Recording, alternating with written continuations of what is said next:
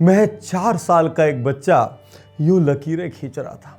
अचानक पड़ोस का एक डॉक्टर उससे कहता है, बेटा एक घोड़ा बना के दिखाओ।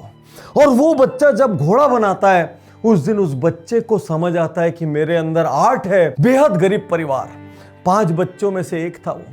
गरीबी इतनी थी कि महज 7 साल की उम्र में उसको ड्राइंग बेचनी पड़ी थी अपने घर को सपोर्ट करने के लिए। महज 7 साल की उम्र में सुबह 4 बजे उठकर वो बच्चा पेपर बांटने जाता था, स्कूल से वापस लौटता था, फिर पेपर बांटने जाता था। इतना थक जाता था कि स्कूल में नींद लग जाती थी और ये काम वो 12 साल की उम्र तक करता रहा। क्यों?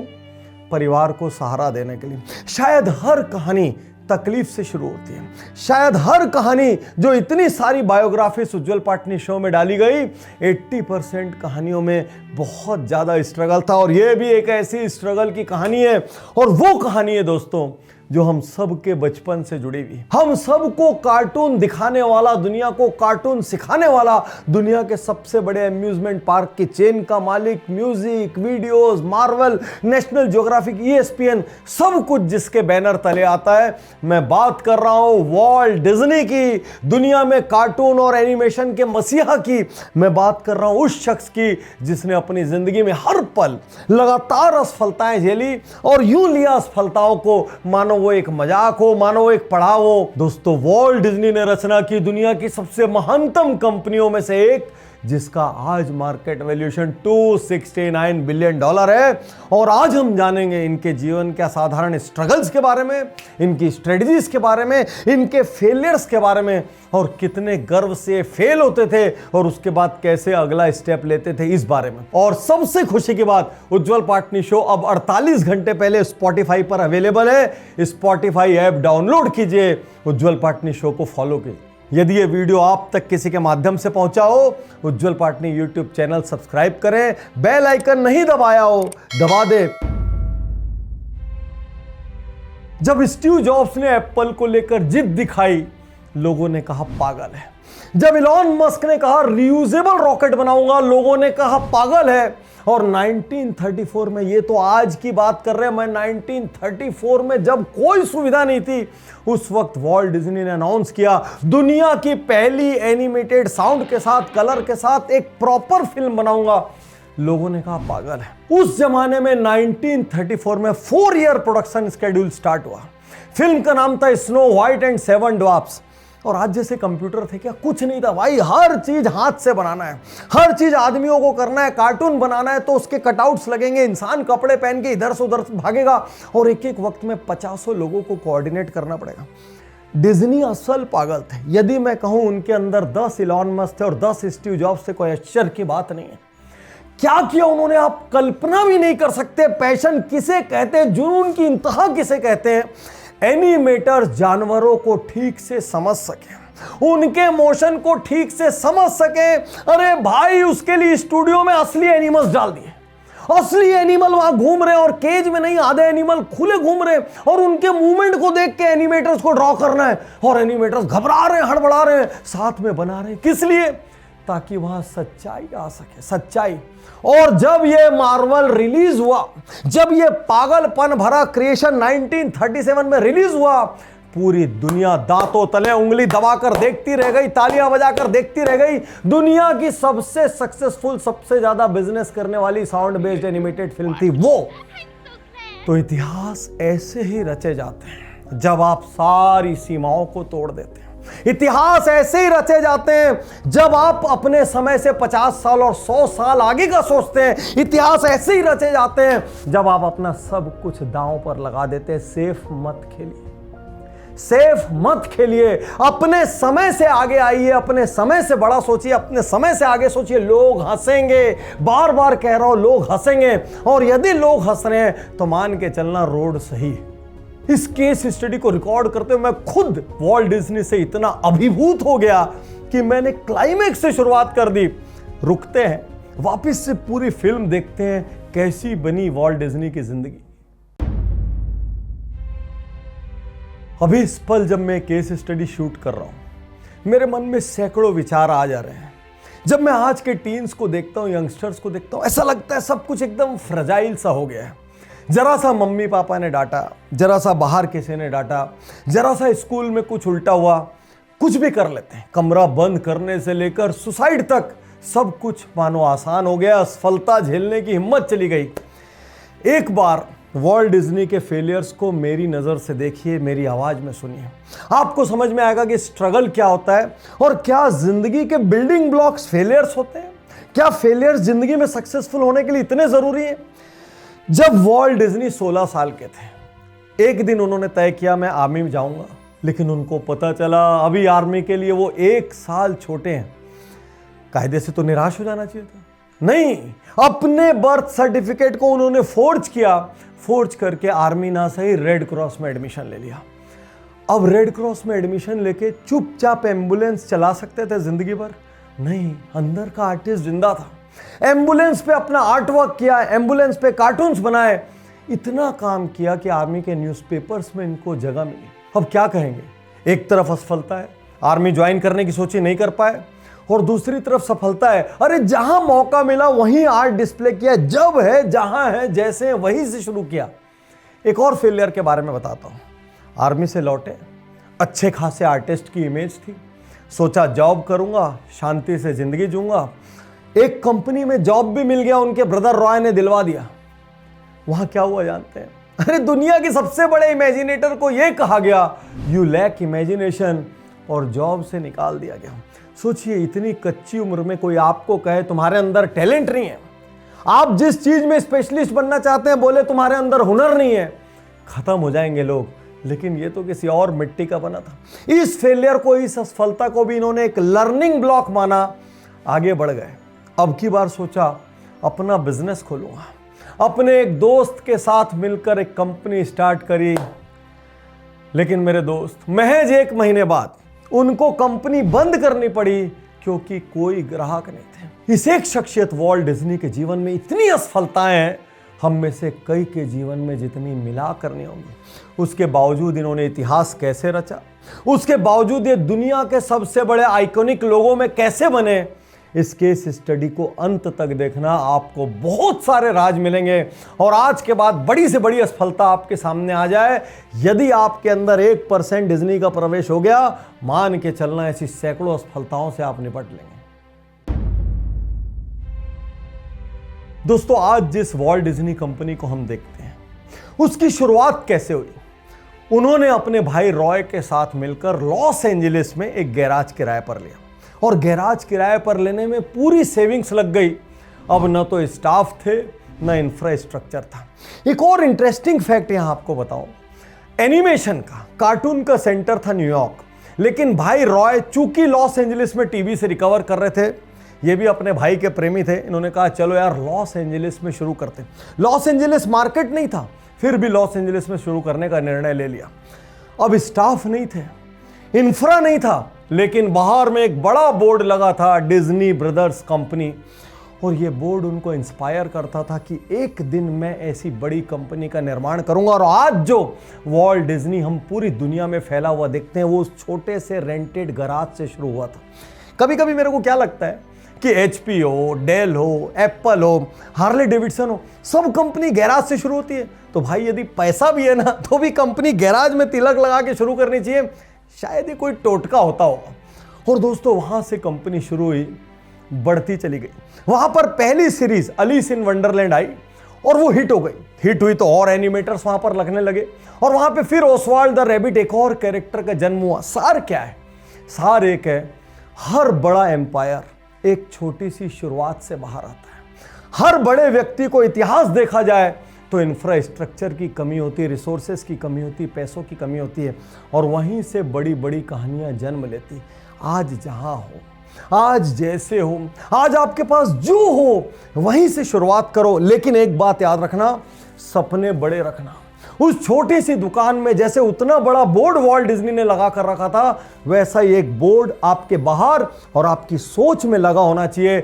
आज की छोटी जगह कोई महत्व नहीं रखती, कल का वो बड़ा सपना, वो बड़ा विजन महत्व रखता है। जब आप अपने जीवन के पन्ने पलटेंगे, ऐसे कई मोमेंट्स आपको याद आएंगे जब किसी ने आपको चीट कर दिया, कभी कोई अपना, कभी कोई पराया। आपको लगा यार यहां सब कुछ खत्म हो गया, अब कैसे जिंदगी रीस्टार्ट करूं, कोई रास्ता नहीं था। आप में से बहुत से लोगों ने शायद उस दिन अपने सपने छोड़ दिए होंगे। आज मैं आपको वॉल्ट डिज्नी के जीवन का एक दिन बताता हूं, और एक दिन में कितनी उथल पुथल हो सकती है जरा उसको समझिए। सुबह सुबह वो ट्रेन में चढ़े और उन्होंने निर्णय लिया, आज मैं जाऊंगा, अब मैं फेमस हो चुका हूं, मेरे कई कैरेक्टर्स लोग सराह रहे हैं, आज मैं जाके अपने डिस्ट्रीब्यूटर से अपनी फीस बढ़ाने को कहूंगा।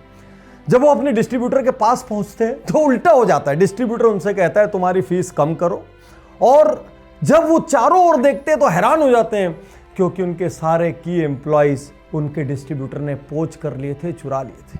उनकी स्क्रिप्ट चुरा ली थी, उनका एनिमेशन, उनका आइडिया, ऑसवाल्ड द रैबिट जो फेमस कैरेक्टर था वो चुरा लिया था।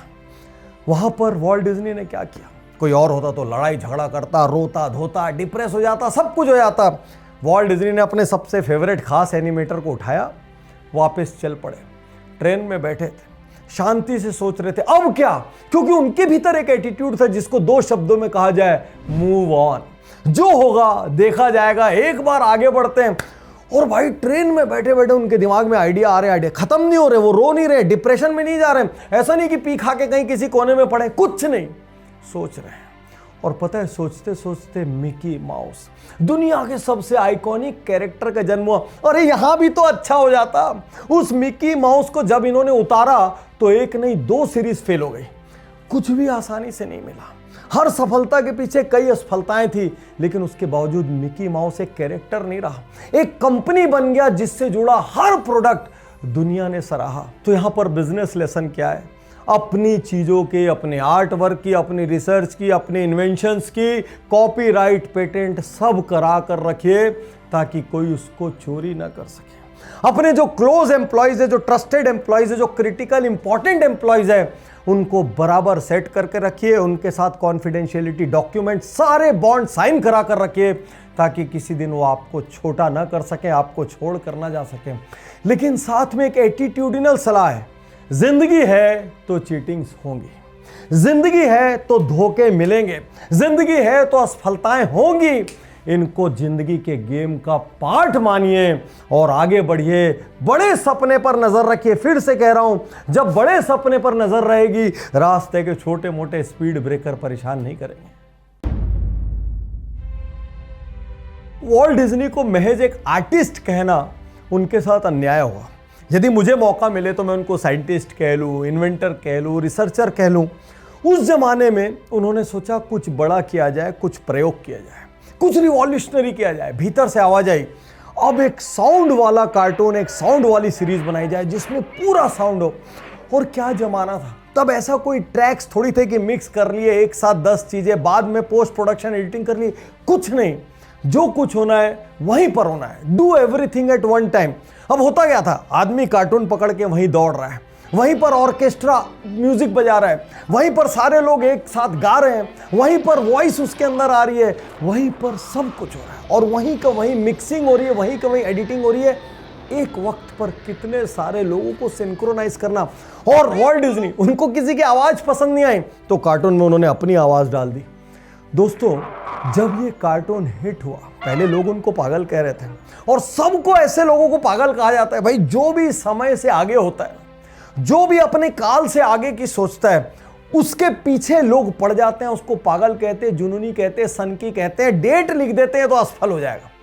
और उसके बाद जब वो पहला साउंड युक्त कार्टून, फुल साउंड युक्त कार्टून जब थिएटर को हिट करता है तो पूरी दुनिया में उसकी चर्चा हो जाती है। और यहां पर मैं लेसन नहीं दूंगा, यहां पर खुद वॉल्ट डिज्नी आपको लेसन देंगे, और यहां पर पॉज करके 10 बार इस कोट को पढ़ना। यदि ट्रू ट्रांसफॉर्मेशन चाहते हो तो 10 बार इस कोट को पढ़ना, अपने रोम रोम में उतरने का मौका देना।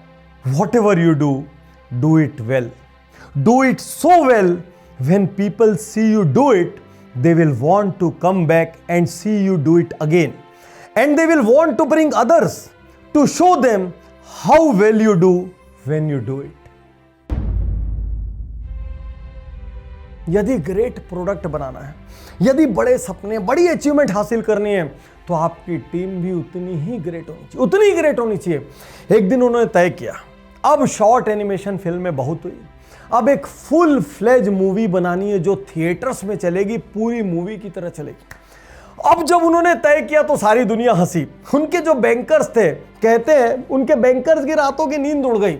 लोग जब वो निकलते थे तो रास्ता बदल लेते थे, भाई उधार ना मांग ले। और सब लोगों ने खूब उपमाएं दी, बैंकरप्ट, पागल, जुनूनी, सन की। बीवी ने समझाया, भाई ने समझाया, सब ने समझा रहे, पागल कहाँ सुनते किसी की, उनको तो कुछ रचना रहता है बस।